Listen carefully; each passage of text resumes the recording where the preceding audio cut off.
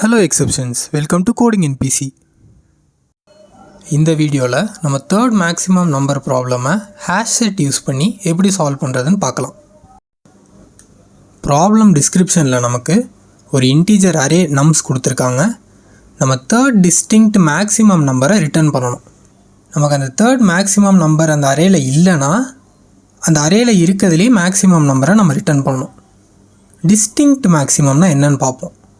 Distinct மேக்ஸிமம்னா unique மேக்ஸிமம். இந்த அரேயில் நமக்கு 2 2 ஒரு 3 ஒரு 1 கொடுத்துருக்காங்க. நம்ம இந்த டியூப்ளிகேட்ஸ்லாம் ரிமூவ் பண்ணிவிட்டு வெறும் இந்த 2 3 1 மட்டும் தான் கன்சிடர் பண்ணணும். இதில் first maximum 3, second maximum 2, third maximum 1. அதனால் தேர்ட் மேக்ஸிமமான 1 ரிட்டர்ன் பண்ணியிருக்காங்க.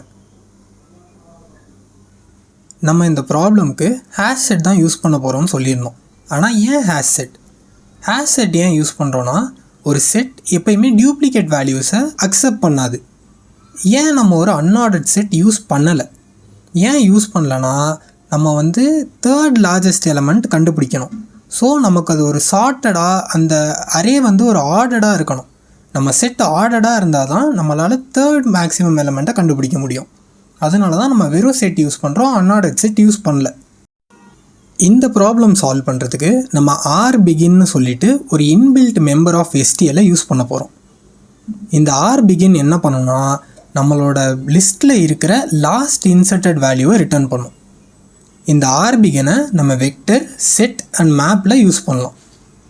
செட் அண்ட் மேப் எப்பயுமே சார்ட்டடாக இருக்கும். மேப்பில் நம்ம இண்டெக்ஸ் அதாவது கீ வேல்யூஸ் யூஸ் பண்ணி சார்ட் பண்ணுவோம். செட் அதில் இருக்கிற எல்லா வேல்யூஸுமே சார்ட் பண்ணி தான் வச்சுருக்கோம். ஸோ அதோட லாஸ்ட் இன்சர்ட்டட் வேல்யூ பை டிஃபால்ட்டாக லார்ஜஸ்ட் எலமெண்ட்டாக இருக்கும். வெக்டர் ஒரு சார்ட்டட் அரே இல்லைன்றதுனால அதில் இருக்க லாஸ்ட் இன்சர்ட்டட் எலமெண்ட் ரிட்டர்ன் ஆகும். ஆனால் அது மேக்ஸிமமாக இருக்கணுன்ற அவசியம் இல்லை. இப்போது இந்த ப்ராப்ளம் சால்வ் பண்ணுறதுக்கான ஸ்டெப் பை ஸ்டெப் ப்ராசஸ் பார்க்கலாம். ஃபர்ஸ்ட் ஒரு ஹேஷ் செட் க்ரியேட் பண்ணிவிட்டு நம்மளோட நம்ஸில் இருக்க வேல்யூவெல்லாம் அந்த செட்டில் காப்பி பண்ணிக்கிறோம். நம்ம க்ரியேட் பண்ணியிருக்க settle less than 3 unique values தான் இருக்குது அப்படின்னா அந்த செட்டில் இருக்க லார்ஜஸ்ட் வேல்யூவை நம்ம ரிட்டர்ன் பண்ணிடுறோம். இல்லை அந்த செட்டோட சைஸு மோர் தென் 3 இருந்துச்சுன்னா லாஸ்ட் 2 லார்ஜஸ்ட் எலமெண்ட்ஸை அந்த செட்லேருந்து ரிமூவ் பண்ணிவிட்டு தேர்ட் ஒன்னை ரிட்டர்ன் பண்ணுவோம். இதுக்கு தான் நம்ம RBegin யூஸ் பண்ணுறோம். இந்த ப்ராப்ளமோட time complexity big O of n log n. இந்த ப்ராப்ளமோட space complexity big O of n. இப்போது இதோட கோடிங் அப்ரோச்சை நம்ம பார்க்கலாம். கோடிங் அப்ரோச்சில் ஃபஸ்ட்டு நம்ம ஒரு செட்டு க்ரியேட் பண்ணி நம்மளோட நம்ஸோட வேல்யூவை அதுக்கு காப்பி பண்ணிக்கிறோம்.